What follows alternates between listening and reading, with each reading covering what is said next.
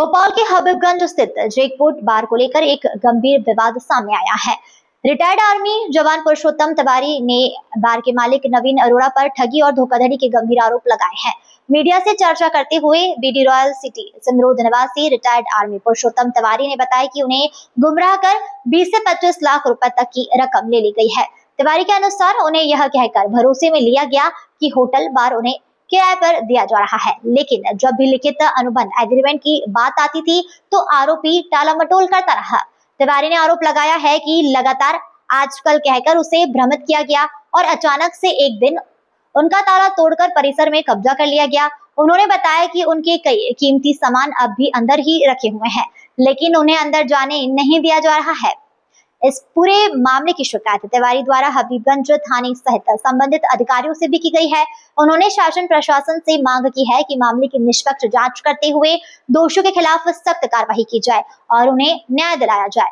फिलहाल इस मामले में पुलिस की ओर से क्या कार्रवाई की गई है, इसकी आधिकारिक जानकारी सामने नहीं आई है। पुरुषोत्तम तिवारी है, मैं आर्मी से रिटायर्ड हूँ और मैं यहाँ पर अभी ये जैकपॉट बार जो सामने दिख रहा है होटल ज्वेल्स में, ये जैकपॉट बार को चला रहा था। इसको हमने 2 लाख रुपए किराए के हिसाब से लिया था और इसको जो है श्री नवीन अरोड़ा जी ने 20 लाख रुपए मेरे से जमा कराए और इसके बाद 5 लाख रुपए जमा कराए ई बैंक गारंटी के लिए। 20 लाख रुपए बोलो मैं लाइसेंस रिन्यू करवा लूँ, उसके लिए जमा कराए। मैं जब उनसे बोला कि मेरा एग्रीमेंट कर दीजिए तो बोले ठीक है एग्रीमेंट हो जाएगा, 1-2 दिन में हो जाएगा, आप तो पहले इसको करिए जिससे लाइसेंस रिन्यू हो जाए। तो मैंने फौजी आदमी साफ़ सुथरा, अपन को ज़्यादा दंड फंद आता नहीं, चूँकि मैं देश सेवा से आया हूँ और मुझे ऐसा लगा कि नहीं ऐसा इतने झूठे नहीं होंगे। और एक रिश्तेदार था हमारा वो आदर्श दुबे, उसके माध्यम से मेरे इनसे परिचय हुआ।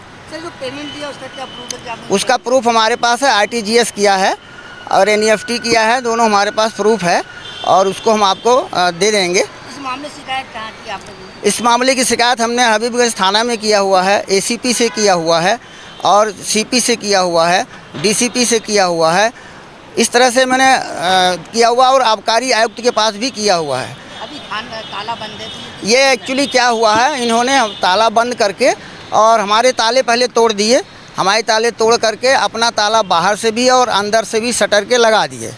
मैंने आकर के ताले उसको निकाले, लेकिन अंदर से भी बंद करके रखा था, इसलिए मैं निकाल नहीं पाया। और मेरा माल पूरा शराब की बोतलें, बियर्स वगैरह पूरा जितना भी तकरीबन 2 लाख रुपए का माल अंदर है।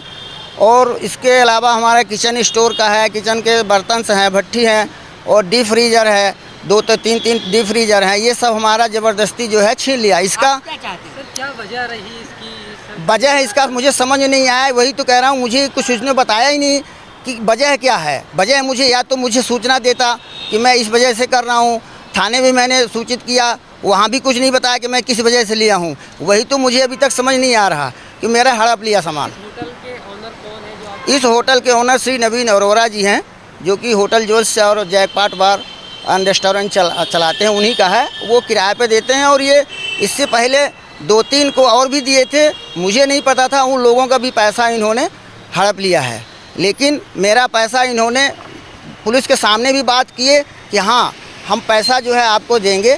वहाँ मीटिंग हुई, पहले 18 लाख की बात हुई, फिर इसके बाद 12 लाख की बात हुई, 8 लाख की बात हुई, 7.5 लाख भी देने के बोला तो भी मैं मान गया।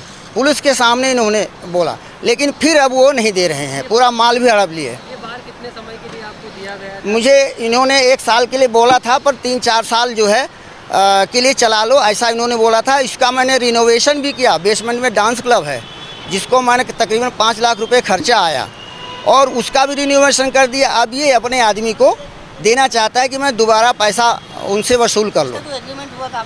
एग्रीमेंट के लिए चूँकि वही तो है, इन्होंने एग्रीमेंट नहीं किया और टरकाते 8 महीना बिता दिए। जितने भी वकील के पास भेजा, मैं गया, बना के ले आता, फिर बोला ये लैंग्वेज ठीक नहीं है, वो लैंग्वेज ठीक नहीं है, हम इसको किराया नहीं लिख सकते हैं तो प्रबंध संचालन लिख सकते हैं। तो हमने सब कुछ मान लिया, लेकिन जब इनको नहीं दे सकते थे किराए में तो फिर मुझे क्यों दिया? मेरे पास सब प्रूफ है, पैसा पेमेंट करने का है, मैंने वाइन शॉप से माल खरीदा है, बिल है, मैंने भुगतान किया हुआ है, अपने एम्प्लॉयज़ को पेमेंट किया है, ये सब चीज़ हमारे पास प्रूफ है।